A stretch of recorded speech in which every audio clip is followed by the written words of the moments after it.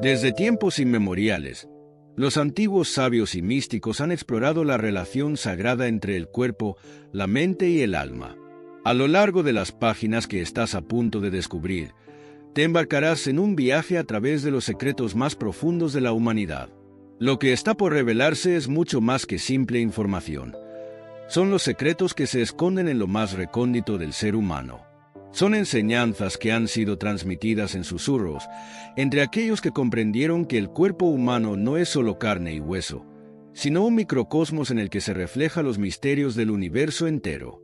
Te invitamos a abrir los ojos del alma y a escuchar con el corazón. Lo que aquí yace no es solo conocimiento antiguo, sino la clave para desvelar tu verdadero potencial.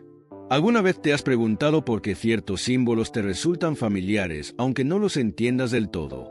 Porque sientes una conexión inexplicable con historias de otros tiempos, otras vidas. Este no es solo un libro de mitos y leyendas, sino un manual de autodescubrimiento, un espejo que refleja lo que eres y lo que puedes llegar a ser. Cada capítulo te llevará más allá de lo visible, de lo evidente.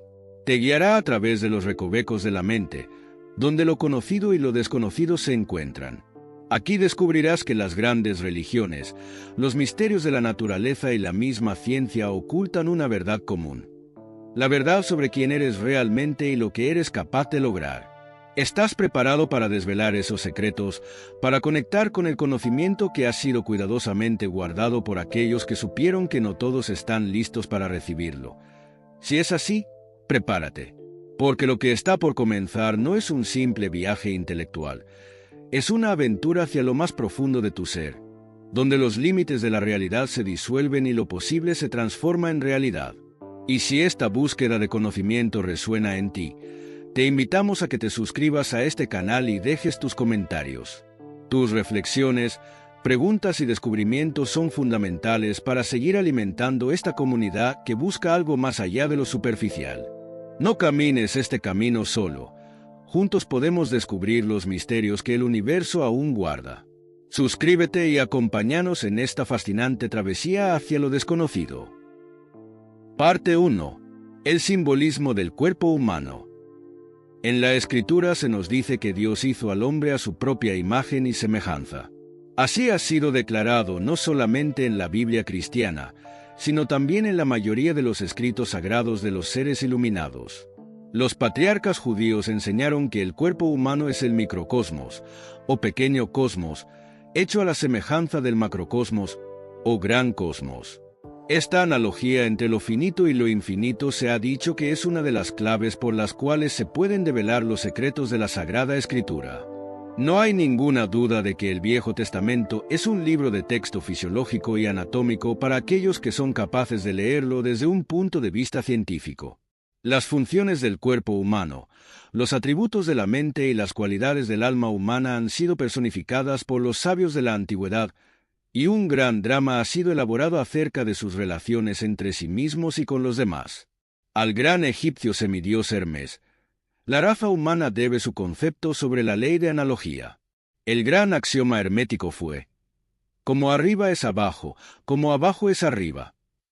Todas las religiones antiguas estaban basadas en el culto a la naturaleza, el cual, en una forma degenerada, ha sobrevivido hasta nuestros días como culto fálico.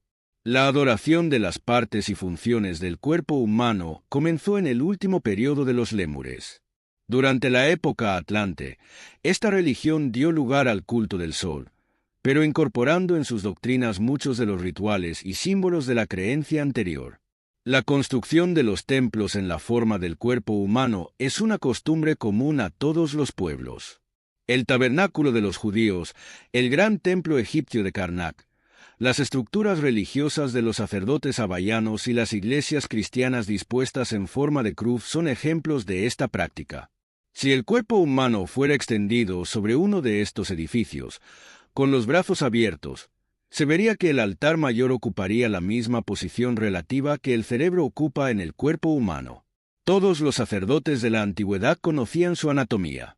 Aceptaban que todas las funciones de la naturaleza eran reproducidas en pequeño en el cuerpo humano. Por lo tanto, Consideraron al hombre como un libro y enseñaron a sus discípulos que entender al hombre era comprender el universo.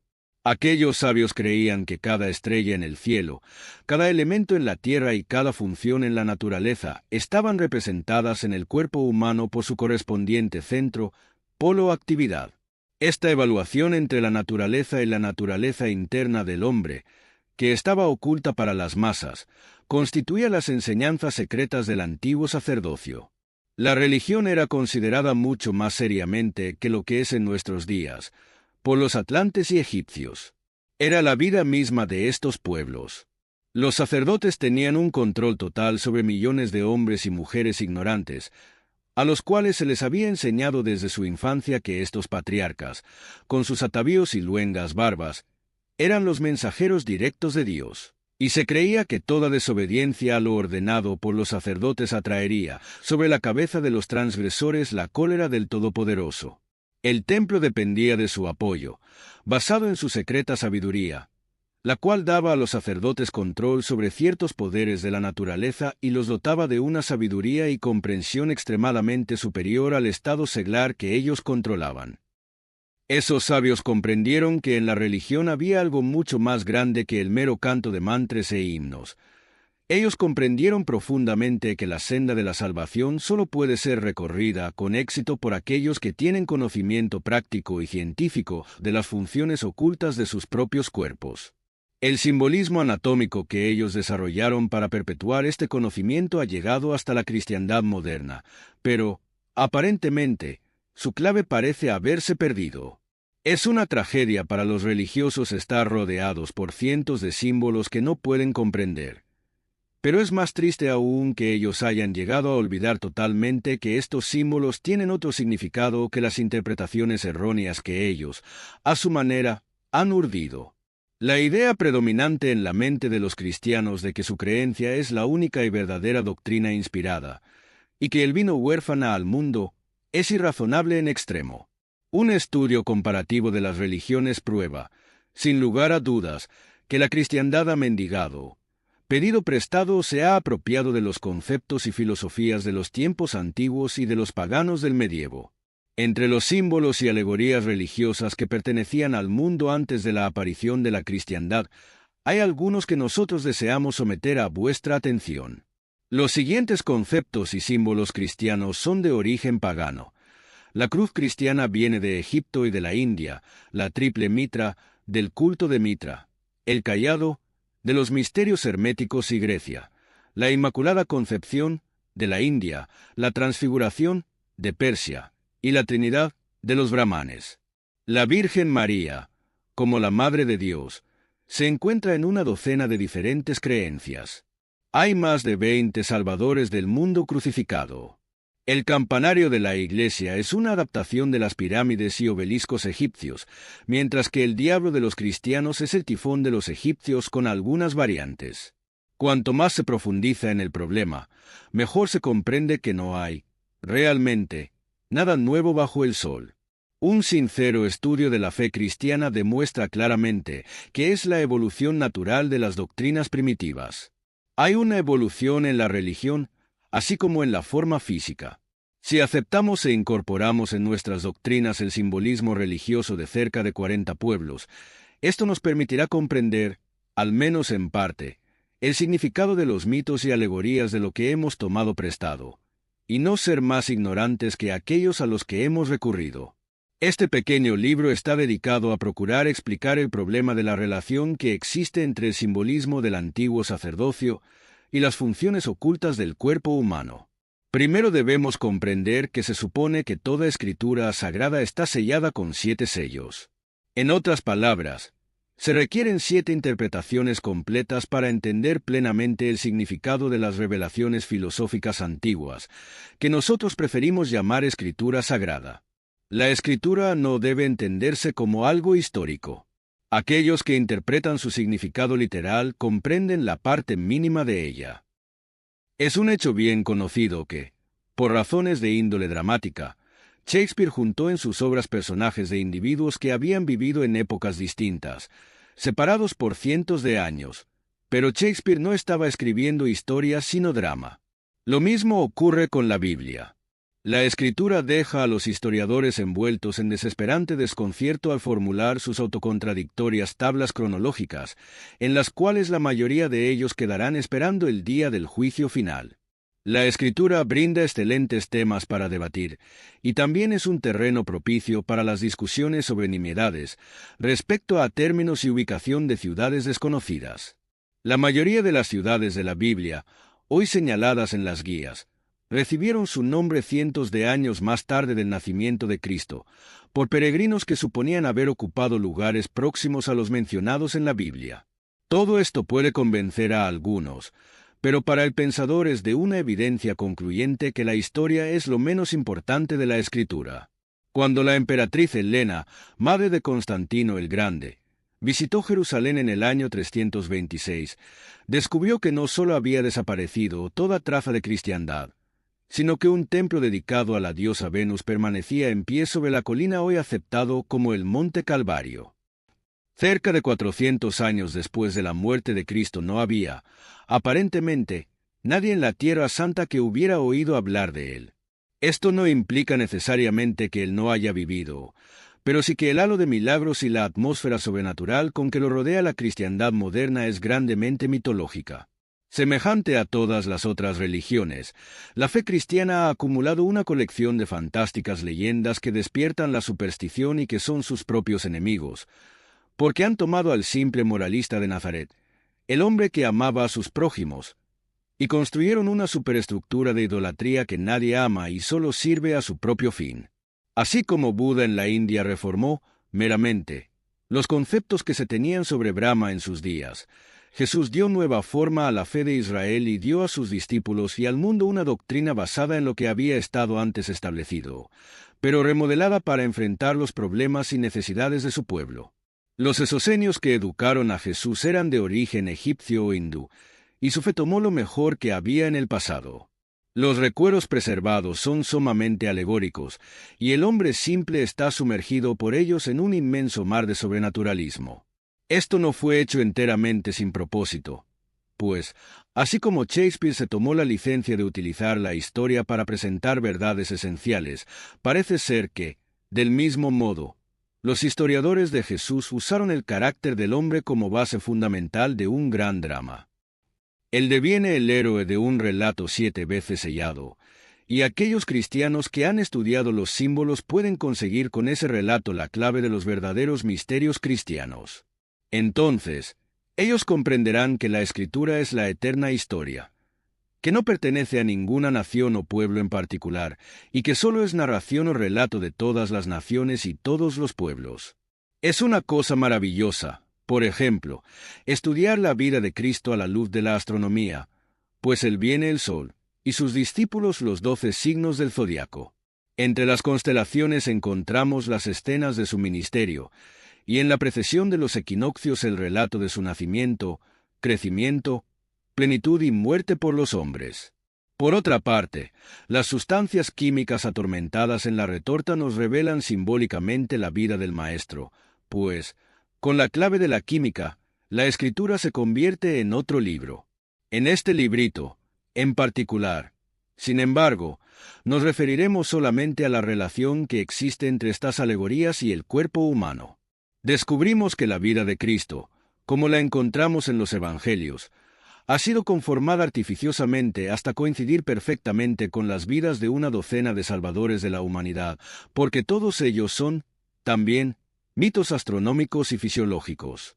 Todos estos mitos nos llegan desde la más remota antigüedad, en cuya época las razas primitivas utilizaban el cuerpo humano como la unidad simbólica, y los dioses y demonios eran personificados en los órganos y funciones del cuerpo.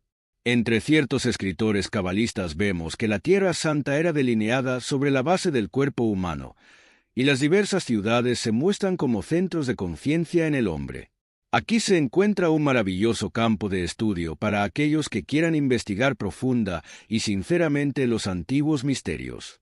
No abrigamos la esperanza de agotar el tema, pero si con este librito obtenéis la clave para seguir esta línea de pensamiento hasta que logréis que sea vuestro íntimamente, se abrirá para vosotros, al final, uno de los secretos del libro divino de la revelación. Parte 2. Los tres mundos. De acuerdo con las escuelas de misterios, el cuerpo humano está dividido en tres grandes partes, y, en analogía con esto, el universo externo se dice que está compuesto de tres mundos: cielo, tierra e infierno. El cielo es el mundo superior y, por alguna razón desconocida, se supone que está arriba, aunque Ingersoll ha probado concluyentemente que, debido a la rotación de la Tierra, arriba y abajo son siempre lugares cambiables. Casi todas las religiones enseñan que Dios mora en el cielo. A sus seguidores se les enseña que Dios está sobre ellos. Por eso levantan sus manos en la oración y elevan sus ojos hacia el cielo al implorar o pedir algo. En algunos países se supone que Dios mora en la cima de las montañas, que son los lugares más elevados del mundo. Donde quiera que Él esté y quien quiera que sea, el lugar de su morada está arriba, desde donde protege al mundo de abajo. Entre el cielo de arriba y el infierno de abajo está la tierra, llamada por los escandinavos Midgard o Jardín del Medio. Está suspendida en el espacio y constituye la morada de los hombres y otros seres vivientes. Está conectado con el cielo por un arco iris que hace de puente, y por el cual los dioses descienden. Sus cráteres volcánicos y fisuras, se dicen, sirven de conexión con el infierno, el lugar de la oscuridad y el olvido. Aquí, entre los dominios del cielo y de la tierra que maneja, como dice Goethe, existe la naturaleza. La verde campiña, los corrientes ríos, el poderoso océano, existen solo en el mundo medio, el cual es una especie de campo neutral, en donde las huestes del bien y del mal libran su eterna batalla de Armagedón. Abajo, en oscuridad y en llamas, tormentos y sufrimientos, está el mundo de Él, que nosotros hemos interpretado como infierno. Es lo más bajo, porque, seguramente, así como pensamos del cielo como lo de arriba, hacemos lo mismo del infierno como lo de abajo, mientras que este lugar medio, tierra, parece ser como la línea divisoria entre ambos. En el infierno están las fuerzas del mal, las lágrimas, los profundos dolores, los poderes destructivos, los cuales están siempre produciendo aflicción en la tierra y luchando, incansablemente, para derribar el trono de los dioses en el cielo. Este sistema en su totalidad es un mito anatómico, pues el mundo celestial de los antiguos, el templo de la justicia en la cima de la montaña, era el cráneo con su divino contenido. Es el hogar de los dioses en el hombre. Se lo denomina arriba porque ocupa el extremo norte de la columna vertebral humana. Se dice que el templo de los dioses que gobiernan la tierra está en el polo norte, el cual es, mencionándolo de paso, el hogar de Santa Claus, porque el polo norte representa el lado positivo de la columna vertebral del señor planetario. Santa Claus, saliendo de la chimenea, con su ramita de siempreviva, árbol de Navidad, en la estación del año cuando la naturaleza está muerta, tiene una hermosa interpretación masónica para aquellos que quieran estudiarla. Lo mismo es cierto respecto al maná que descendía para alimentar a los hijos de Israel en el desierto, porque este maná es una sustancia que desciende por la médula espinal desde el cerebro, y su contenido está simbolizado por la flor. La columna vertebral es la escala de Jacob, conectando el cielo con la tierra, mientras que los 33 escalones son los grados de la masonería y los años de vida de Cristo. En lo alto de estos escalones, el candidato asciende en el plano de la conciencia para alcanzar el templo de la iniciación, que se encuentra colocado en la cima de la montaña. En este lugar majestuoso, con su cúpula arriba de todo, con un agujero en su piso, foramen magnum, es donde se dan las iniciaciones del gran misterio. Las montañas de los Himalayas, con sus picos, representan los hombros y la parte superior del cuerpo. Son las montañas más elevadas de la tierra. En alguna parte, sobre la cima más alta, se levanta el templo, descansando, como en el cielo de los griegos, sobre los hombros de Atlas. Es interesante notar que la vértebra superior de la columna vertebral del hombre se llama Atlas y sobre ella descansa la base del cráneo. En el cerebro hay un número de cavidades y circunvoluciones, y en ellas, según las leyendas orientales, viven los sabios, los yogis y ermitaños. Las cavernas de los yogis, se dice, están ubicadas en los lugares cercanos al nacimiento del río Ganges. Toda religión tiene su río sagrado. Para los cristianos es el Jordán, para los egipcios, el Nilo, y para los hindúes, el Ganges. El río sagrado es el canal espinal que corre entre los picos de las montañas. Los santos, en su retiro, representan los centros sensoriales del ojo espiritual ubicados en el cerebro humano y son los 7 durmientes del Corán, quienes deben permanecer en la oscuridad de sus cavernas hasta que el fuego espiritual los vitalice. El cerebro es la habitación de arriba a que se refieren los evangelios, en donde Jesús se encontraba con sus discípulos, y se ha dicho que los discípulos representan las 12 sinuosidades del cerebro. Son estos 12 senos del cerebro los que más tarde envían sus mensajes por medio de los nervios al cuerpo que está abajo, para convertir a los gentiles o predicar el evangelio a campo abierto. Estas 12 sinuosidades se reúnen alrededor de la abertura central del cerebro, el tercer ventrículo, el cual es la santidad de santidades, el asiento de la misericordia, en donde, entre las extendidas alas de los ángeles, Jehová habla con el sumo sacerdote y donde, permanentemente, día y noche, se manifiesta la gloria de Sequina. Desde este punto asciende, finalmente, el espíritu, lugar del cráneo que representa al Gólgota. Es un hecho clarividente que el espíritu no solo deja el cuerpo, sino que también entra en él por la coronilla, lo cual probablemente ha dado origen al relato de Santa Claus y su chimenea. La Trinidad en el hombre mora en las 3 grandes cámaras del cuerpo humano, desde las cuales irradian su poder a través de los 3 mundos. Estos centros son el cerebro, el corazón y el sistema de reproducción. Estas son las 3 cámaras principales de la pirámide y, también, los lugares en donde se dan las iniciaciones de aprendiz, compañero y maestro masón, todos estos grados de la logia masónica azul. En estas 3 cámaras moran el Padre, el Hijo y el Espíritu Santo, los cuales son simbolizados por la palabra de 3 letras, AUM. La transmutación, regeneración y desarrollo de estos 3 grandes centros se produce por la repetición de la palabra perdida, la cual es el gran secreto de la orden masónica. De los nervios espinales vienen impulsos y fuerzas vitales que hacen eso posible. Por lo tanto, al masón se le advierte que debe considerar con todo cuidado su palabra sustituta, que significa la médula de los huesos. En el cerebelo, o cerebro posterior, el cual tiene a su carga el sistema motriz del cuerpo humano y es el único cerebro desarrollado en el animal, se encuentra el desarrollo de un pequeño árbol, el cual, por su forma arborescente, ha sido simbolizado como una rama de acacia y como tal se refiere en una alegoría masónica. Los 2 hemisferios del cerebro fueron llamados por los antiguos Caín y Abel, y tienen mucho que ver con la leyenda del castigo de Caín, que es, literalmente, el castigo por el desequilibrio. Porque Caín, matando el espíritu de equilibrio, es enviado a vagar por la faz de la tierra. Yo tengo en mi poder un cráneo muy notable que, originalmente, descansaba sobre los hombros de un homicida. Es de una cualidad orgánica elevada, pero lleva la maldición de Caín. Este individuo tenía odio por alguien, y lo alimentaba muy cuidadosamente. Alimentar un rencor, algunas veces, se vuelve una de las cosas más peligrosas. Este individuo juró que cuando encontrara a cierta persona, le arrancaría el corazón y se lo echaría a la cara. Pasaron varios años. Su odio aumentaba. Al final, encontró a su enemigo, lo atacó y cumplió la amenaza. Fue ahorcado por el crimen, pero el cráneo, llevando el testimonio de su cerebro, revela un hecho muy interesante. La mitad derecha del cerebro está bajo el control de Mercurio, el planeta de la inteligencia, y, como resultado de que lo cruzan nervios en la base del cráneo, domina el lado izquierdo del cuerpo. El lado izquierdo del cerebro, bajo el control de Marte, el espíritu de la ira y del impulso, gobierna el lado derecho del cuerpo y, del mismo modo, el fuerte brazo derecho.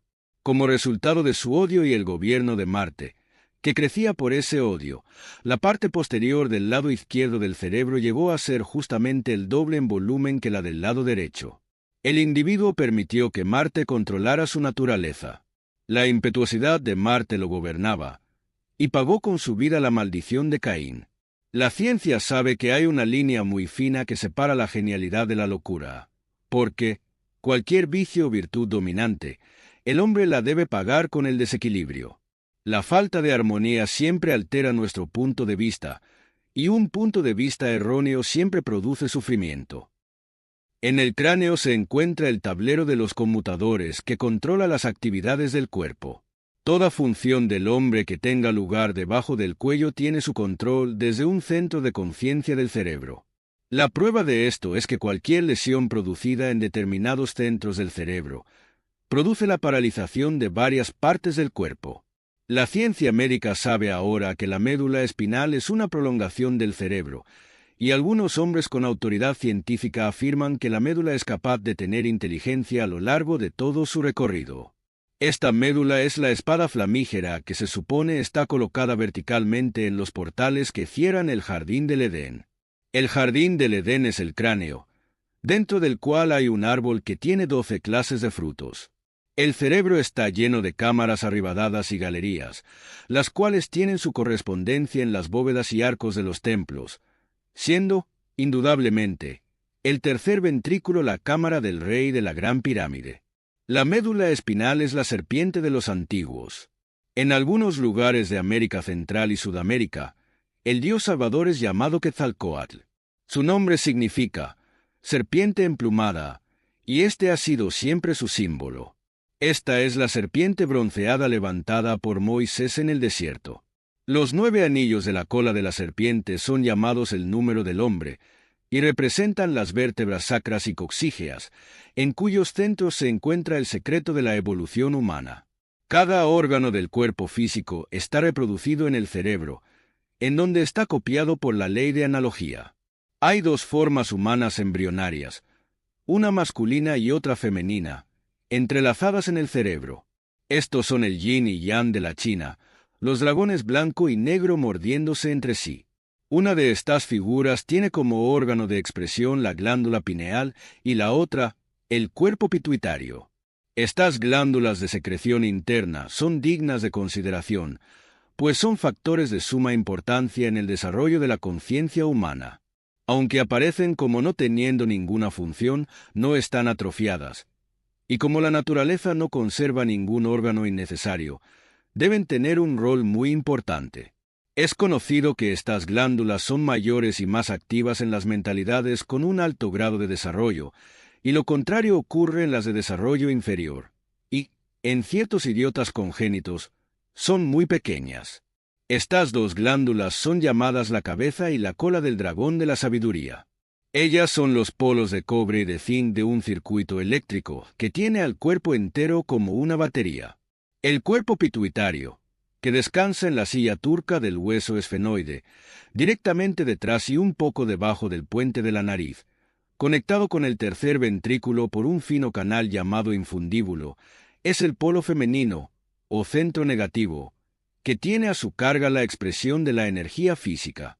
Su actividad regula en alto grado el tamaño y peso del cuerpo. Es también un termómetro que revela los desórdenes que hubiere en cualquiera de las cadenas de las glándulas internas. La endocrinología, estudio de las glándulas internas y sus secreciones, está todavía en un estado embrionario, pero algún día se revelará como lo más importante de la ciencia médica. En el mundo antiguo se conoció al cuerpo pituitario por los siguientes símbolos: la réplica de los alquimistas, la boca del dragón, la Virgen María, el Santo Grial, el cuarto creciente lunar, purificador de baño, uno de los querubines del arca, la Isis de Egipto, Gada de la India, y la boca del pez. Puede ser muy bien llamado la esperanza de gloria del hombre físico. En el extremo opuesto del tercer ventrículo y un poco más arriba está la glándula pineal, la cual no deja de semejarse a una piña, de la cual toma su nombre. Sir Ernest Alfred Wallis Bay, cuidador de las antigüedades egipcias en el Museo Británico, menciona en una de sus obras la costumbre egipcia de atarse conos de piña sobre la cabeza. Declara que, en los rollos de papiros, esos conos están atados en lo alto de la cabeza de los muertos cuando tienen que hacerse presentes ante Osiris, señor del mundo inferior. Indudablemente, este símbolo se refiere a la glándula pineal. Había, también, La costumbre en ciertas tribus de África de atar pedazos de grasa sobre sus cabezas y dejarlos que se derritieran al sol, corriendo sobre el cuerpo como parte de normas religiosas. Es interesante observar que los indios americanos solían llevar su pluma, que originalmente era símbolo de su Cristo, en el mismo lugar en donde los monjes cristianos afeitan su cabeza. Los hindúes enseñan que la glándula pineal es el tercer ojo, llamado el ojo de Dhamma. Es llamado por los budistas el ojo que todo lo ve, y en la cristiandad se habla de él como del ojo único. Se nos dice que en épocas remotas la glándula pineal era un órgano de orientación por el cual el hombre conocía el mundo espiritual, pero que, con la aparición de los sentidos materiales y los dos ojos objetivos, dejó de usar, y durante el tiempo de la raza lémur se retiró al lugar que actualmente ocupa en el cerebro. Se dice que los niños, recapitulando sus periodos anteriores de evolución, tienen, alrededor de los 7 años, un uso limitado del tercer ojo, cuando los huesos del cerebro se desarrollan en conjunto. Esto se relaciona con la condición semiclarividente de los niños, quienes son, en el campo psíquico, mucho más sensibles que los adultos. Se supone que la glándula pineal secreta un aceite, el cual se llama resina, la vida del pino. Esta palabra parece estar relacionada con el origen de los Rosacruces, quienes trabajaban sobre las secreciones de la glándula pineal buscando la apertura del ojo único, porque en la Escritura se dice, la luz del cuerpo es el ojo, por lo tanto, si tu ojo se hace único, el cuerpo todo se llenará con luz. La glándula pineal es la cola del dragón y en un extremo tiene una pequeña protuberancia parecida a un dedo. Esta glándula es llamada José, porque es el padre del hombre divino. La protuberancia semejante a un dedo es llamada la vara de Dios, algunas veces, la lanza sagrada. Su contorno se asemeja a esas retortas que utilizaban los alquimistas para evaporar líquidos. Es un órgano espiritual, destinado más tarde a ser lo que fue al comienzo, esto es, el eslabón de enlace entre lo humano y lo divino. El vibrante dedo en el extremo de esta glándula es la vara de Jesse y el cetro del alto sacerdote. Algunos ejercicios, como se dan en las escuelas de misterios del Occidente y Oriente, hacen vibrar este pequeño dedo, produciendo un sonido zumbante y sordo en el cerebro. Esto es, algunas veces, muy penoso, especialmente cuando el individuo que experimenta el fenómeno, lo que ocurre en la mayoría de los casos, no sabe nada de la experiencia a través de la cual está pasando. En el medio del cerebro y rodeado por las circunvoluciones, está el tercer ventrículo, una cámara sobredada de iniciación. Alrededor de ella se sientan los 3 reyes, 3 grandes centros de vida y fuerza, el cuerpo pituitario, la glándula pineal y el tálamo óptico.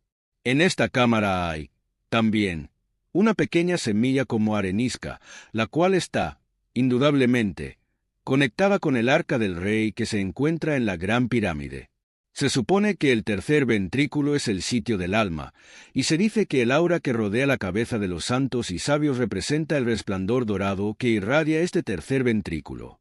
Entre los ojos y justo arriba de la raíz de la nariz, hay una dilatación en el hueso frontal del cráneo que es llamado el seno frontal.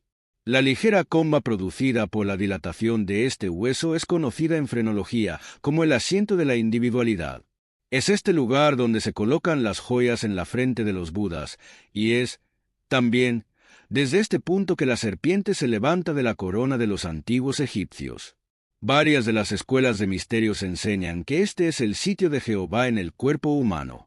Aunque su función se realiza por medio del sistema generativo, su centro de conciencia, como una parte del espíritu del hombre, está localizado en un mar de éter azul en el centro del seno frontal, llamado el velo de Isis. Cuando se estudia el cuerpo humano clarividentemente, ese pequeño punto aparece siempre como un centro o punto negro y no puede ser analizado. El monte palatino de los antiguos, sobre el cual fueron construidos los templos de Júpiter y Juno, tiene, también, su lugar en el cuerpo humano. La estructura del hueso del paladar es una especie de colina, y arriba del mismo, en línea recta, están las 2 órbitas de los ojos, las cuales son el Júpiter y Juno del mundo antiguo. La cruz, desde luego, representa el cuerpo humano. Su parte superior es la cabeza del hombre, erguida sobre la línea horizontal de los dos brazos abiertos. Como ya lo dijimos, las grandes iglesias y catedrales del mundo han sido construidas en forma de cruz y contienen, donde estaría la cabeza, el altar con sus velas encendidas. Estas velas simbolizan los centros espirituales que se encuentran en el cerebro, y la costumbre de colocar una ventana sobre el altar sugiere el delicado lugar que se encuentra en la parte superior del cráneo. El cráneo, la habitación superior, es el sanctum sanctorum del templo masónico, ya él solo pueden aspirar los puros. El hueso en forma de ala, que la ciencia médica conoce como esfenoide, es el escarabajo egipcio, llevando en sus garras el cuerpo pituitario y teniendo, también, en lo alto, las centelleantes chispas de la inmortalidad localizadas en el seno frontal. Se nos dice, en las mitologías antiguas, que los dioses bajaban del cielo y andaban entre los hombres, instruyéndolos en las artes y ciencias. De manera similar, los poderes divinos del hombre descienden del mundo celestial de su cerebro para llevar a cabo la obra de construir y reconstruir las sustancias naturales. Se nos dice que, al final de la evolución del cuerpo humano, éste se irá disolviendo lentamente, retornando al cerebro, que fue su origen, hasta que no quede nada más que 7 centros globulares irradiando 7 sentidos de percepción perfectos, que son los espíritus, ante el trono y los salvadores que son enviados al mundo para redimirlo por medio de los 7 periodos de su desarrollo. El hombre es una planta invertida. Se nutre del sol como la planta lo hace de la tierra. Así como la vida de la planta asciende por su tronco para nutrir sus ramas y hojas, la vida del hombre, arraigada en el cerebro, desciende para producir el mismo resultado. Esta vida descendente se simboliza por el mundo de los salvadores, que bajan al mundo para morir por los hombres. Más tarde, estas vidas regresan al cerebro, en donde glorifican al hombre ante todos los mundos de la creación. Es suficiente ya como relato sobre el cerebro. Ahora consideraremos la otra parte maravillosa del hombre, es decir, la espina dorsal. Parte 3. La espina dorsal. Conectando los dos mundos, arriba el cielo y abajo la esfera de la oscuridad, está la espina dorsal, una cadena de 33 segmentos, que protege en su interior a la médula espinal. Esta escalera de huesos juega un papel muy importante en el simbolismo religioso de los antiguos. A menudo, se la menciona como un camino o escalera en espiral. Algunas veces se le llama la serpiente, otras, la vara o cetro. Los hindúes enseñan que hay 3 distintos canales o tubos en el sistema espinal. Los llaman Ida, Pingala y Susumna. Estos canales conectan los centros inferiores generativos del cuerpo con el cerebro. Los griegos lo simbolizaban por el caduceo, o báculo al lado de Hermes. Este consistía en un bastón largo, el susumna que va al centro, que terminaba en una perilla o bolita, que está en el centro de la médula oblongata. A cada lado de esta perilla están las alas arqueadas, que se utilizaban para representar los 2 lóbulos cerebrales. Alrededor de este báculo suben, alternativamente y en forma de espiral, 2 serpientes, una negra y la otra blanca. Estos representan el Ida y Pingala. Los antiguos hindúes tienen una leyenda preocupante a la diosa Kundalini, en la cual se dice que ella descendió del cielo por medio de una escalera o cuerda a una pequeña isla que se encuentra flotando en el inmenso océano. Relacionando esto con la embriología, es evidente que la escalera o cuerda representa al cordón umbilical y la islita, el plexo solar. Cuando la escalera es cortada y se desconecta del cielo, la diosa huye aterrorizada a refugiarse en una caverna, el plexo sacro, en donde ella se oculta totalmente a la vista de los hombres. Como Amaterasu, la diosa japonesa del rostro refulgente, ella debe ser sacada de su caverna, pues, mientras permanece ahí y se resiste a salir fuera, el mundo está en la oscuridad. Kundalini es una palabra sánscrita cuyo significado es una fuerza serpentina, o gas enroscado. Esta fuerza, según lo declaran los sabios orientales, puede ser dirigida hacia arriba a través del canal espinal central, susumna. Cuando esta esencia se encuentra con el cerebro, abre el centro de la conciencia espiritual y percepción interna, llevando con ello la iluminación espiritual.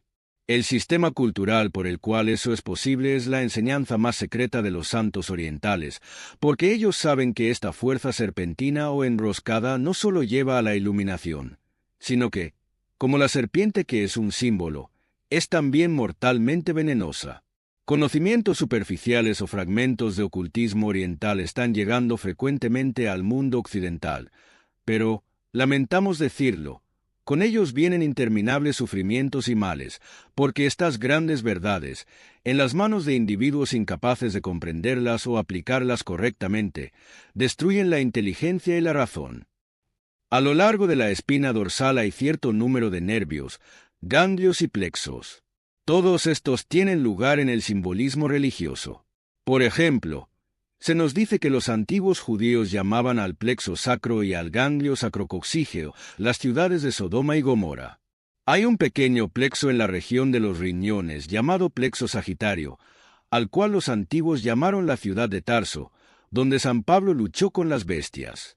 El ocultismo superior enseña que las flores de loto, centros nerviosos de la espina dorsal, son como polos negativos que dan testimonio de los 7 grandes centros positivos de conciencia localizados en el cerebro. Estos 7 centros funcionan por medio de los otros centros que se encuentran en la espina dorsal, de manera similar a como los 7 espíritus ante el trono funcionan por medio de los cuerpos planetarios. El discípulo es advertido de no trabajar con los centros que se encuentran en la espina dorsal, sino que debe hacerlo con los centros gobernantes, los centros del cerebro. El caminar errante de los hijos de Israel en el desierto, el peregrinaje de los maometanos a la Meca, los interminables peregrinajes de los santos hindúes que se pasan la vida yendo de un templo a otro, representan el peregrinaje del fuego espiritual, Kundalini, a través de los centros nerviosos que se encuentran a lo largo de la espina dorsal. Siguiendo ciertas instrucciones particulares, la fuerza es llevada a estos centros, uno tras otro, hasta que, visto clarividentemente, se convierten estas áreas en una especie de flores luminosas, de las cuales dimanan rayos de luz, semejando los pétalos. Cada uno de estos lotos tiene diferentes números de pétalos de acuerdo con las ramificaciones nerviosas que dependen de él. Se dice que el Logos, cuando llegó el momento de crear el universo material, entró en estado de profunda meditación, concentrando el poder de su pensamiento en los 7 centros, semejantes a flores, de los 7 mundos. Esa fuerza vital, descendiendo gradualmente del cerebro, el cual era el gran mundo superior, y penetrando en las flores de loto, una por una, dio nacimiento a los mundos inferiores. Cuando, al final, ese fuego espiritual penetró en el centro más bajo, el mundo físico fue creado, y su fuego estaba en la base de la espina dorsal. Cuando el mundo regresa a él de nuevo, y el Logos vuelve a ser supremo en conciencia, será porque retiró la vida de estos 7 centros, comenzando por los inferiores, llevándolas nuevamente al cerebro. Así es que la senda de evolución de todas las cosas vivientes es este elevar fuego, cuyo descenso hizo posible su manifestación en estos mundos inferiores y cuyo ascenso les pondrá, otra vez, en armonía con los mundos superiores. Este mito de la fuerza vital que desciende y toma a su cargo el gobierno de los mundos se encuentra en todos los pueblos civilizados de la Tierra.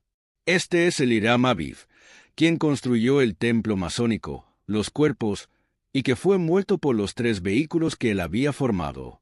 Tiene su similitud con el Cristo, muerto por los pecados del mundo. Por el hecho de que este fuego espinal es una fuerza enroscada, serpentina, en todas partes del mundo se ha usado la serpiente para representar a los salvadores del mundo.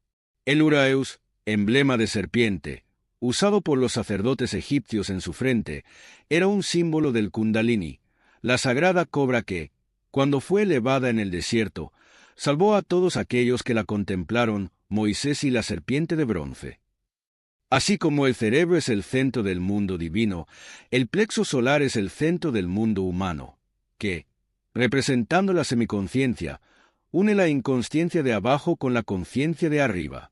El hombre no solo es capaz de pensar con el cerebro. Cierta fase del pensamiento es producida por los centros nerviosos del plexo solar. Probablemente, Antes de ir más adelante, será prudente describir la diferencia que hay entre un médium y un clarividente.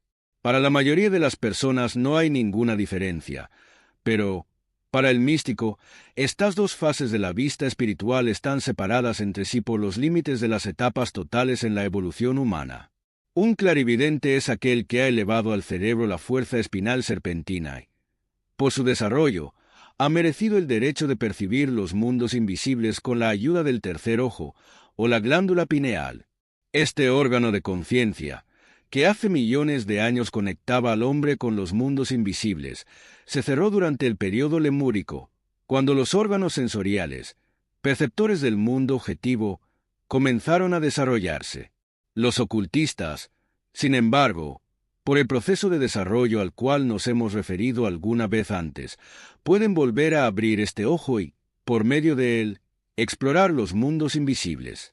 El clarividente no nace, se hace. Los médiums no se hacen, nacen. El clarividente puede llegar a serlo solo después de años, algunas veces debidas, de autopreparación. Por otro lado, el medio, sentándose en una habitación a oscuras o por otras prácticas similares, puede obtener ciertos resultados en muy pocos días. El medio usa el plexo solar como un espejo, y en sus nervios sensibles se reflejan cuadros registrados en los éteres invisibles. A través del bazo, que es el portal del cuerpo etérico, el medio permite la entrada en su constitución espiritual de inteligencias desencarnadas, dando como resultado el oír voces y otras manifestaciones psíquicas. La escritura automática se consigue permitiendo, al brazo etérico de una inteligencia extraña, el control temporal del brazo físico del medio. Esto no es posible hasta tanto el medium no quita su doble etérico del brazo, pues dos cosas no pueden ocupar el mismo lugar al mismo tiempo.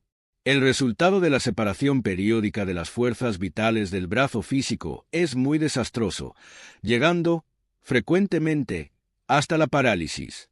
La mediumnidad es antinatural para el hombre, mientras que la clarividencia es el resultado natural del crecimiento y desarrollo de la naturaleza espiritual. Hay 100 médiums por un clarividente, porque solo puede llegarse a ser clarividente por el autodominio y el ejercitamiento de un tremendo poder, mientras que el más débil, el más enfermo y más nervioso de los individuos es el que mejor resultado medio. El clarividente desarrolla su mente llenándola de benéficos conocimientos, en tanto que la primera instrucción que se le da al que quiere ser medio es: trate de dejar su mente vacía. La razón por la cual la mediumnidad, a través del plexo solar, es una retrogradación, puede resumirse como sigue. Los espíritus grupo, que controlan el reino animal, desempeñan sus cargos produciendo imágenes en el plexo solar, pues el animal no tiene mente autoconsciente. El resultado es que, en lugar de pensar con su propio cerebro, piensa con el cerebro del espíritu grupo, a quien está unido por invisibles hilos magnéticos. Estos hilos conducen sus impresiones y las fotografías en el sistema nervioso simpático. No teniendo voluntad propia, el animal es incapaz de combatir sus impulsos y, en consecuencia, los obedece implícitamente. El hombre se gobierna a sí mismo por medio del sistema cerebroespinal, porque ha desarrollado la individualidad, y el sistema simpático ya no lo gobierna más. Exponiéndose a los impulsos que le llegan por el plexo solar, el medio obstaculiza su propio desarrollo al no permitir que el sistema nervioso cerebroespinal controle su destino. Al hombre siempre le ha gustado apoyarse en las cosas externas. No le agrada enfrentar cada problema y resolverlo con el cerebro que Dios le ha dado. Por eso, busca el apoyo de los mundos invisibles, pidiéndoles ayuda para realizar la obra que debería llevar a cabo por su propio esfuerzo. Miles de personas deben participar de la responsabilidad del medio, porque muchos de ellos siguen ese camino debido a que cientos de personas desean hablar con sus parientes muertos o tener información reservada sobre los valores de la bolsa. Aquellos que alientan cosas que ellos no harían por sí mismos son personalmente responsables por el daño que, por su egoísmo, han permitido que les llegue a otras personas. La diferencia, por lo tanto, entre la mediumnidad y la clarividencia se halla cerca de la mitad de la columna vertebral. Es la diferencia entre lo negativo y lo positivo, Es la diferencia que hay entre la oscuridad de una habitación en donde se realiza, a medianoche, una sesión espiritista y la ceremonia al mediodía en un templo. Todos los órganos que se encuentran dentro del cuerpo humano tienen su significado religioso. El corazón, con sus cámaras, es en sí un templo erigido sobre la montaña del diafragma. El bazo, con su pequeño cuerpo en forma de sombrilla, concentra los rayos solares y tiene a su carga el cuerpo etérico. Es este cuerpo etérico, enrollado dentro del bazo, el que inyecta en el sistema circulatorio los corpúsculos blancos de la sangre. Sabemos que el cuerpo humano ha servido de inspiración para casi todas las invenciones mecánicas. Las bisagras han sido copiadas del cuerpo humano, lo mismo las perillas y la cuenca o alvéolo que las contienen. Se nos ha dicho que la primera instalación de plomería fue reproducida de los sistemas circulatorios arterial y venoso. Cientos de máquinas e implementos han sido inspirados por los sutiles movimientos del funcionamiento de nuestros propios vehículos, porque el cuerpo humano es la máquina más maravillosa que pueda concebirse y, por eso, la mejor que pueda la mente humana estudiar. La estrecha relación que existe entre el sistema generativo inferior y el cerebro en la parte superior, porque el cerebro es un sistema generativo positivo, se debe, desde luego, a la médula espinal que los conecta.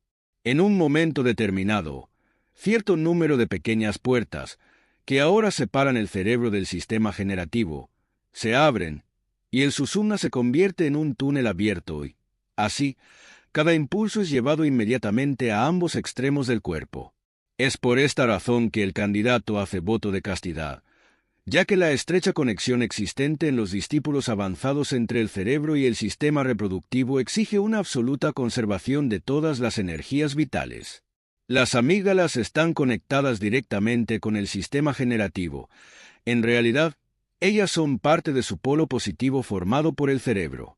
La deplorable costumbre actual de vacunar y cortar las amígdalas a los niños apenas llegan al mundo producirá, en alguna época, una definida degeneración de la raza. La mayoría de las amígdalas se infectan a causa de que el niño, en los primeros años, viene demasiados dulces.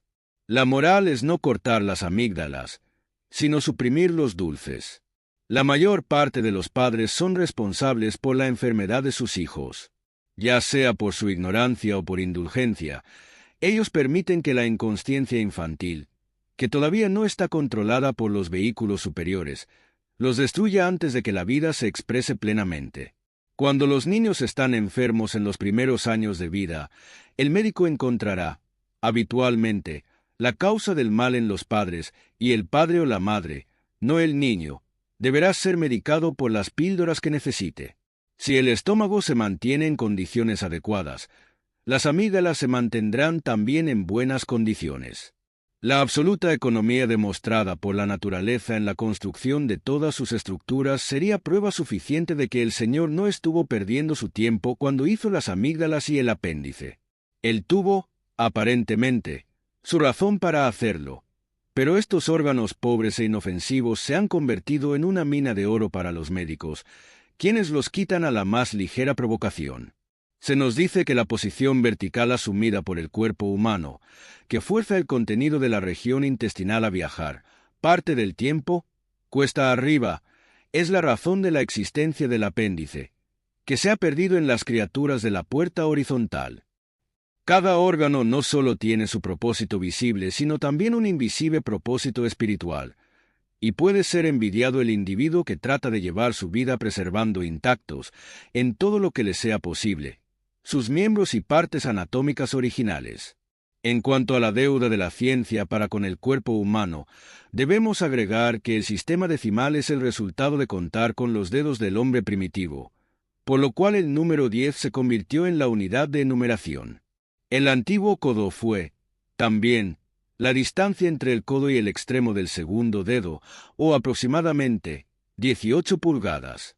Así sucede si retrocedemos en el estudio de las cosas, encontrando que casi todo con lo que el hombre se ha rodeado es una adaptación del cuerpo con el cual Dios ha envuelto su espíritu. El hombre va conquistando, gradualmente, el control no solo de los órganos de su cuerpo, sino también de sus funciones. La ciencia establece que ciertos órganos funcionan mecánica o automáticamente, pero el ocultismo considera que no hay nada mecánico en lo que se refiere a las funciones del cuerpo humano.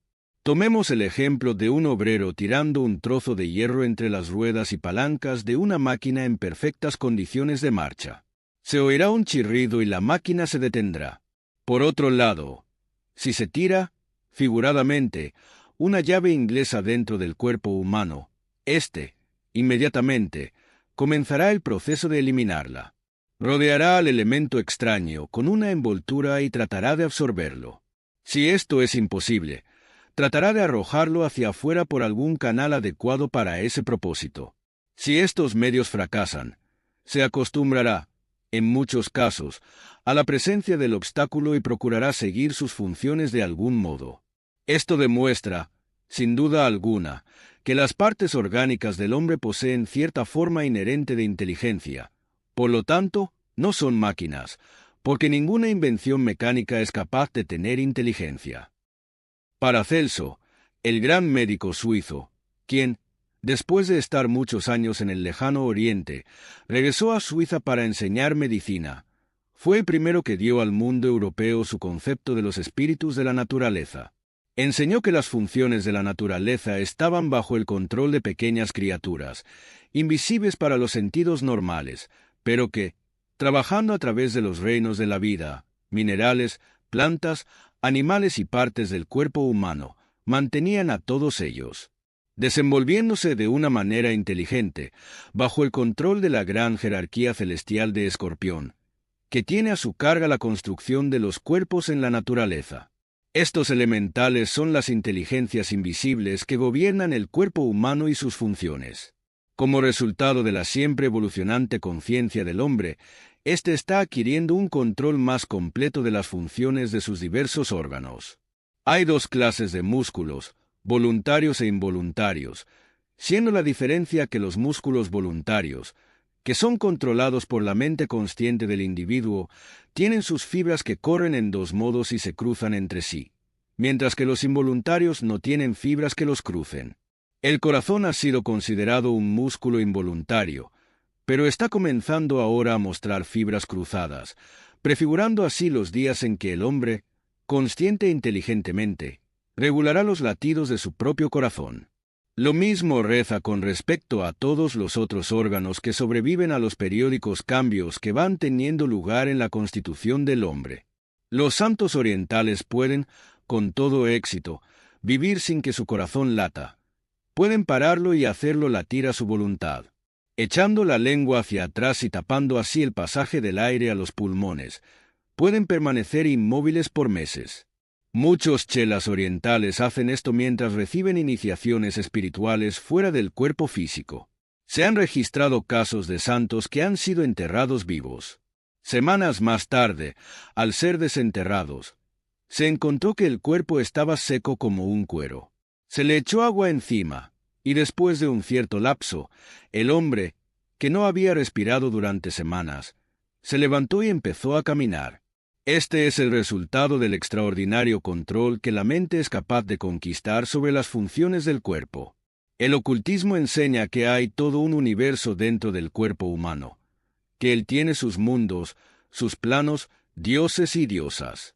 Millones de diminutas células son sus habitantes. Estas están agrupadas en reinos, naciones y razas. Hay células óseas y células nerviosas, y millones de estas pequeñísimas criaturas, al agruparse, se transforman en una cosa compuesta de muchas partes.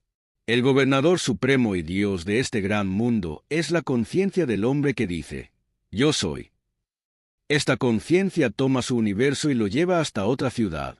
Cada vez que va y viene por las calles, ella toma sus centenarios de millones de sistemas solares y los lleva consigo. Pero, siendo tan infinitesimales, el hombre no puede comprender que ellos son mundos. Igualmente, nosotros somos células individuales en el cuerpo de una creación infinita que se mueve a sí misma a través de la infinitud, a una velocidad desconocida. Los soles, las lunas y estrellas son, meramente, huesos del gran esqueleto compuesto de todas las sustancias del universo. Nuestras propias minúsculas vidas son, simplemente, partes de esa infinita vida que circula y palpita a través de las arterias y venas del espacio. Pero todo eso es tan vasto que está más allá de la comprensión de este pequeño yo soy en nosotros. Por lo tanto, podemos decir que ambos extremos son igualmente incomprensibles. Vivimos en un mundo medio, con infinita grandeza por un lado e infinita pequeñez por el otro. A medida que nuestro desarrollo se va ampliando, también lo hace nuestro mundo, dando como resultado que vayamos comprendiendo cada vez más todas estas maravillas. Parte 4. Los mundos infernales. En la base de la espina dorsal está ubicado el trono del Señor de la Forma, comúnmente llamado Jehová Ishchive. El linga es su símbolo. Cabalga el gran toro de lo terrenal. Su hija es la muerte y la destrucción, no siendo, sin embargo, una forma del mal. Construye los cuerpos que nos dan poder para funcionar en los mundos inferiores. Él los cristaliza por medio de líneas de fuerza. La geometría es el esqueleto, y todos los cuerpos que él construye son problemas geométricos, ángulos geométricos cristalizados en rocas y piedras. Gradualmente, la cristalización que trae cuerpos al mundo se vuelve demasiado densa y no es capaz de responder a las impresiones sutiles de la conciencia espiritual. Lentamente se convierte en piedra, y la muerte es el resultado de la misma causa que trajo el cuerpo al mundo. Las primeras razas de la tierra adoraban a los atributos procreativos de la vida. Ellos sintieron que la más elevada expresión de vida era el poder de dar una nueva vida al mundo. Por lo tanto, el principio dador de vida fue personificado en una deidad dadora de vida a todas las cosas, o más bien, que traía a la manifestación la vida latente que no podía crecer o desarrollarse en el mundo físico, sin el vehículo de la sustancia física. Densa, para el ocultista, el nacimiento es muerte y la muerte es un despertar. Los místicos de la antigüedad enseñaban que haber nacido en el mundo físico era entrar a una tumba, porque ningún otro plano de la naturaleza es tan desacorde, tan limitado como el mundo terrestre. El tiempo y la distancia eran las rejas de la prisión que encadenaban al alma a vivir en un lugar estrecho. El calor y el frío atormentaban al alma, la edad la privaba de sus facultades, y la vida del hombre no era más que una preparación para la muerte. Como la vida se vive a la sombra de la muerte, ellos enseñaron que es una mofa, una cosa hueca, dorada para la mirada descuidada, pero sin brillo y carcomida, comida de gusanos, cuando la examinamos detenidamente. El cuerpo físico se convertía en el sepulcro, la tumba, el cementerio en el cual el espíritu yacía esperando el día de la liberación, cuando, como una chispa virginal, se levantaría otra vez dejando la rota urna de barro. Por lo tanto, en todas las religiones tenemos al mundo inferior como un negro abismo, en el cual llama, de 3 cabezas, arroja las almas condenadas para que sufran en el infierno de su propia creación. Porque es cierto que cada raza elabora de su propia naturaleza los demonios que la atormentan. Aquí Tifón, el dios egipcio de la destrucción, con cuerpo de cerdo y cabeza de cocodrilo, espera con las fauces abiertas para devorar a aquellos que no han sabido aprovechar las oportunidades de la vida en forma adecuada. La mayoría de los pueblos simbolizan al demonio dotándolos de un cuerpo parte animal, parte hombre. Mora en la naturaleza animal del hombre, y aquellos que son dominados por sus apetitos, gustos y disgustos, sus odios y temores, no necesitan otra condenación. Han construido su propio infierno y están sufriendo sus tormentos. El sistema generativo está, gradualmente, siendo absorbido en el cerebro, y el hombre del gran período venidero del mundo generará su especie, o al menos formará vehículos para él, por medio de la laringe, que es el órgano de la palabra hablada. Se nos ha dicho que un pequeño cuerpo etérico, que será más tarde el órgano positivo de la reproducción, se está construyendo, en forma gradual, cerca de la laringe. Aquellos que sean incapaces de levantar el fuego de la médula espinal a través del canal susumna, serán arrojados a un reino lateral, semejante al de los simios actuales. Se supone que el cuerpo físico está bajo el control de la luna, la cual, como sabéis, gobierna todos los líquidos de la tierra.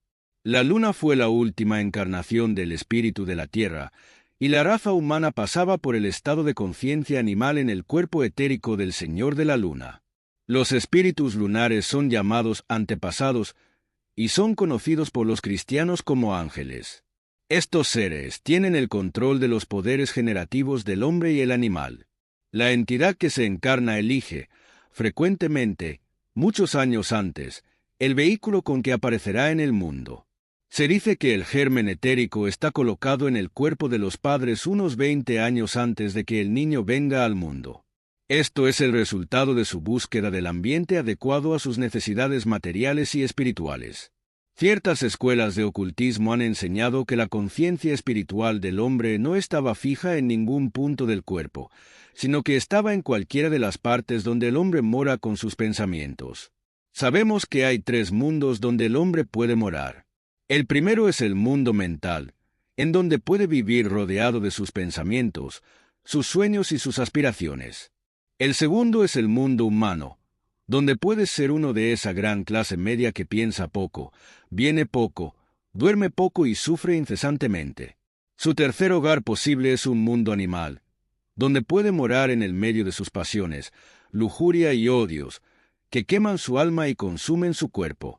La historia de las razas primitivas muestra que ellas se levantaron a través de esos estados hasta que, al final, unos pocos se convirtieron en verdaderas criaturas pensantes. La sangre de cada hombre es individual. Cristalizada, forma dibujos geométricos que diferencian en cada persona. Por eso, por medio del análisis de la sangre podría desarrollarse un sistema mucho más seguro para la investigación del crimen que los sistemas de Bertillon y de la impresión digital. La historia del alma humana está escrita en su sangre. La posición que él ocupa en la evolución, sus esperanzas y sus temores están impresas en las formas etéricas que fluyen a través de su corriente sanguínea. Hasta que la sangre roja no entra en el cuerpo, el espíritu del hombre no puede entrar en él. Solo ronda alrededor del cuerpo al que está unido por un hilo de naturaleza eléctrica. Estudiando clarividentemente grillos, langostas y otras pequeñas criaturas, es posible observar impulsos que vienen de esos pequeños globos que rondan sobre sus cuerpos, que demuestran sus movimientos y sentidos primitivos. Por lo tanto, se dice que la verdadera línea entre el vegetal y el animal viene con la llegada de la sangre roja. En consecuencia, ciertos peces pequeños, moluscos, etc., son técnicamente vegetales, aunque no reconocidos como cuentos por la ciencia. El hígado es la llave de la sangre roja. El color rojo de la vestimenta de Lucifer se deriva del color de la sangre, y la palabra Lucifer significa portador de luz o calor, y es un nombre de la sangre. Por esa razón es el espíritu de la tentación. En los misterios cristianos, la herida del hígado de Cristo por la lanza del centurión es un hecho especialmente místico, en tanto que Prometeo, el amigo del hombre, encadenado en el pico del monte Cáucaso, con el buitre que devoraba su hígado, es el mismo mito expresado en el simbolismo de los antiguos griegos. Es interesante, también, notar la relación que hay entre las palabras life, vida, y liver, hígado, porque tener un hígado, liver, es vivir, to life. Siguiendo este detalle, podemos notar que la palabra life, eliminada al revés, se convierte en evil, mal, y la palabra life, vivido, se convierte en devil, diablo. Esta peculiar relación no solo se encuentra en inglés, sino también, con ligeras variantes, en otros varios idiomas. Cuando nos ocupamos de esto, sin embargo, quedamos envueltos en el estudio cabalístico, el cual es el análisis del significado simbólico de las palabras. Rojo es el color de la sangre y la clave del hígado, y su efecto sobre los animales es muy notable. Irrita, excita y en algunos casos realmente causa la locura de los animales. Por eso se usa, frecuentemente, en la capa de los toreros. El torero mueve su capa frente al toro y consigue, combinado, irritarlo. El uso de luces rojas no es algo poco común en la magia negra. Los magos malos las usan para materializar espectros, en tanto que la ciencia médica ya ha descubierto que son un fuerte irritante si se aplica al cuerpo humano. Durante la ira y el odio, El aura astral del hombre se ve veteada con llamas rojas que tienen gran parecido con los rayos. A menudo, la base de la espina dorsal brilla con una luz roja oscura, símbolo de odio, pasión o ira. Esta luz roja, brillando eternamente en la base de la columna vertebral, ha dado origen al relato que se hace del fuego del infierno y de la condenación, pero los predicadores han olvidado recordar a los seglares que ellos llevan consigo mismo su propio infierno a donde quiera que vayan. Se dice que el poder rojo es derivado de la luz blanca del sol, por medio del cuerpo de Samael, el espíritu de Marte. Esta es la causa del resplandor rojo en el cielo. Marte es el dios de la guerra, la disputa, el odio y la disensión. Fue la deidad regente del Imperio Romano, cuyos soldados llevaban rojo en sus uniformes como símbolo de su mando. Siguiendo a Marte como guía, conquistaron el mundo, y luego cayeron bajo las mismas espadas con que ellos habían asesinado a los otros. Así como el rojo es el color del cuerpo, el amarillo es considerado el color del alma. Por esta razón, los Budas y los salvadores del mundo son representados con un halo aureola dorada que los rodea. Esta luz es el hábito amarillo.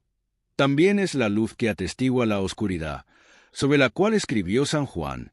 Esta luz, fluyendo del tercer ventrículo, representa el Sequina de los judíos, que está sobre el propiciatorio, como un pacto entre Dios y el hombre.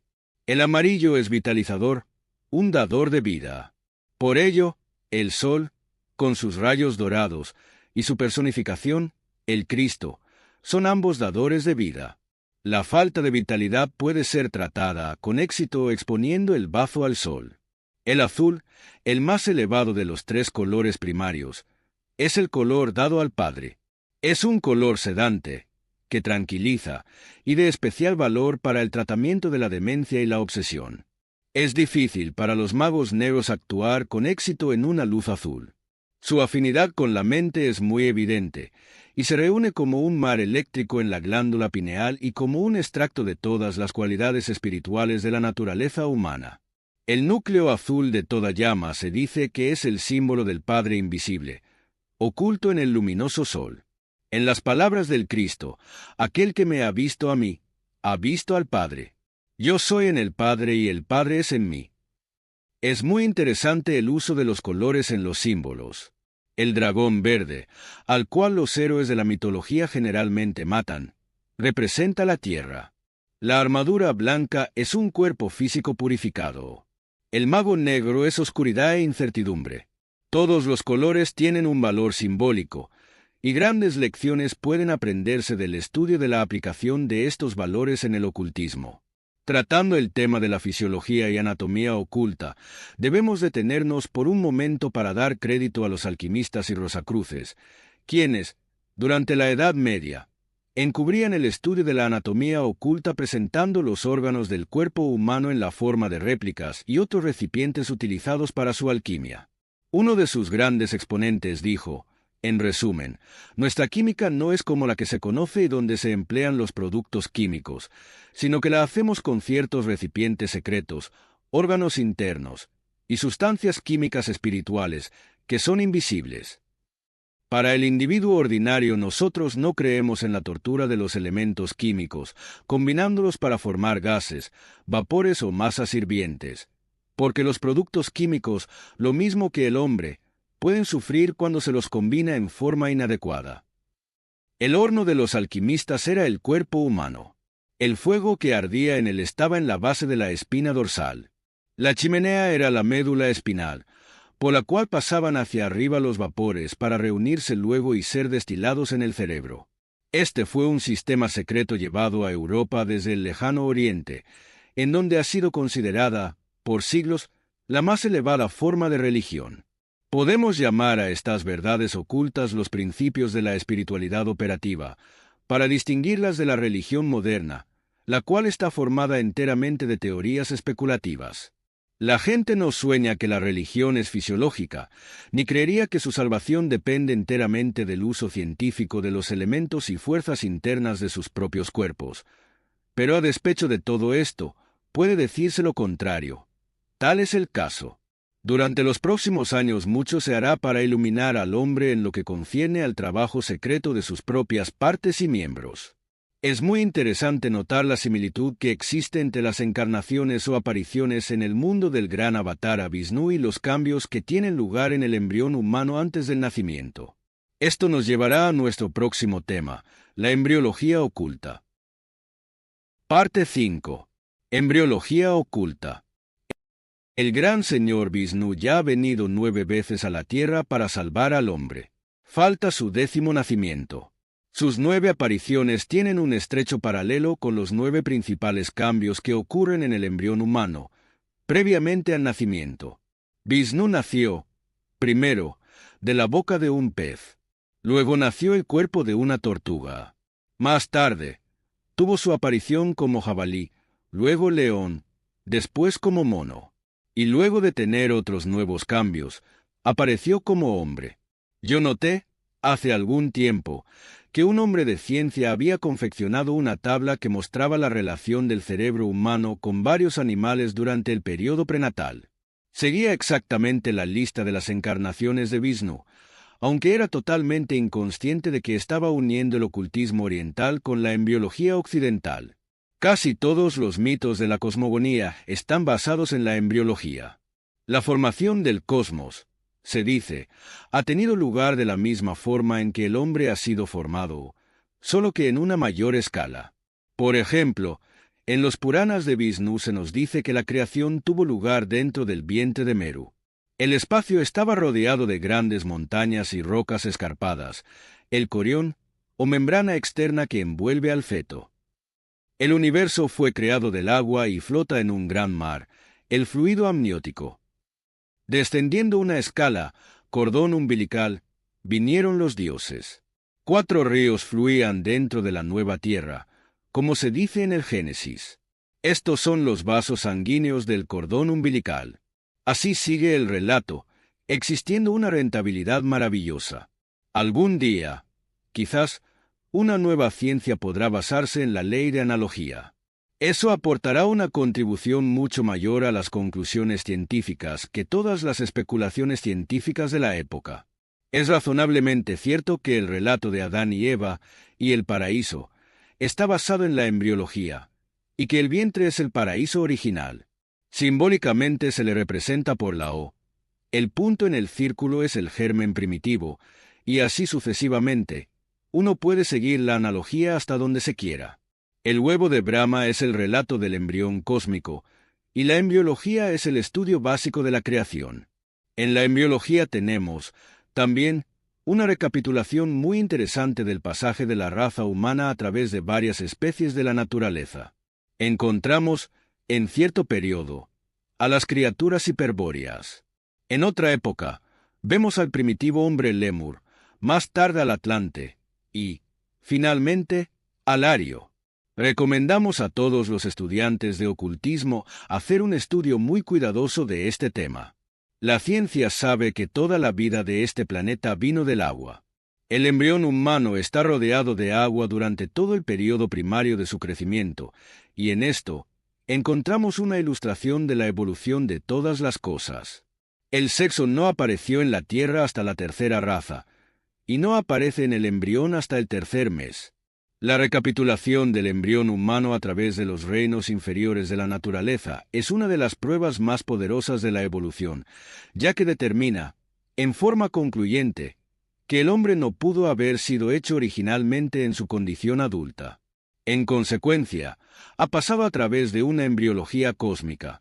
En efecto, él está todavía en embrión y no nacerá realmente en la raza humana hasta no ser verdaderamente humano, lo cual no será por muchos kilómetros de años. Está actualmente en la etapa de convertirse en hombre. Los 9 meses del periodo prenatal, por siglos, han sido empleados simbólicamente. 9 es el número del hombre, porque durante 9 meses está el cuerpo en proceso de preparación. El número perfecto se supone que es el 12. Por eso, en la época presente, el hombre nace 3 meses antes de estar completamente terminado. El gradual desarrollo de la raza humana traerá como resultado un ser más completo durante el periodo prenatal, hasta que, finalmente, el nacimiento sea lo último, y toda la experiencia y crecimiento tengan lugar en el periodo embrionario. El hombre no nace totalmente de una vez. Podemos decir que nacen por grados.